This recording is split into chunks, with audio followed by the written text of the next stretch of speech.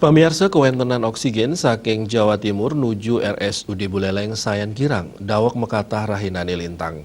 Punika ngawinang RSUD Buleleng nincapang efisiensi oksigen majeng pasien sani kerawat.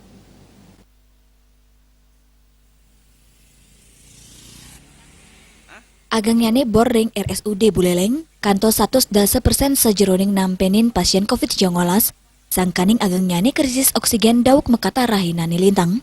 Ring Raina Uruspati, wilangan kramo padam kantos pitung diri, antuk 6 diri kepanggih saking RSUD Buleleng, sangkaning COVID-19. Anut gater ring lapangan, penincapan wilangan kasus padam sangkaning kewentenan oksigen pasien Sayan Kirang. Nanging tatkala kekonfirmasi, Direktur RSUD Buleleng Dr. Putu Arya Nugraha Mausang, yening kasus padam sani ageng boyo je sangkaning kirangyane kewentenan oksigen, nanging kebausang sangkaning krisis. Indiki inucap patut keselain malih, kasus pasien padam akerau sangkaning komorbid pasien inucap. Dr. Arya Talar Mausang, tatkala krisis oksigen, paikatandane kantos makte tabung ke Banyuwangi, antuk nagingin oksigen saya nyelang tabung oksigen ring RSUD Jembrana.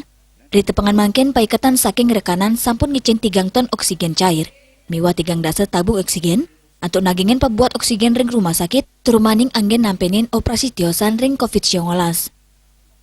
Oh, krisis. Jadi saya harus katakan sebenar-benarnya bahwa keadaan kebutuhan yang meningkat 400% di Jawa Timur dan Jawa itu kan otomatis mengurangi suplai ke sini karena produsennya kan Jawa Timur. Tapi kita melakukan efisiensi dan prioritas. Katakanlah misalnya nih, kasus-kasus pembedahan yang elektif kita tidak ambil, kecuali yang emergensi, misalnya cedera kepala, pendarahan, atau ibu melahirkan yang tidak bisa dengan cara normal, itu tetap kita lakukan. Itu jauh berkurang. Kemudian kita kan menggunakan pelayanan oksigen sentral. Nah, ke ruangan-ruangan yang selama ini tidak merawat COVID dan kondisi biasa kita tutup. Nah, kalau insidental di sana, misalnya ada 10 pasien, 1 sesak, kita bawakan tabung. Jadi tidak menggunakan akses sentral. Itu yang sentral kita utamakan di ICU, NICU, kemudian ruang isolasi COVID, terutama yang intensif, jempiring, dan leli. Komang Yuda Bali TV.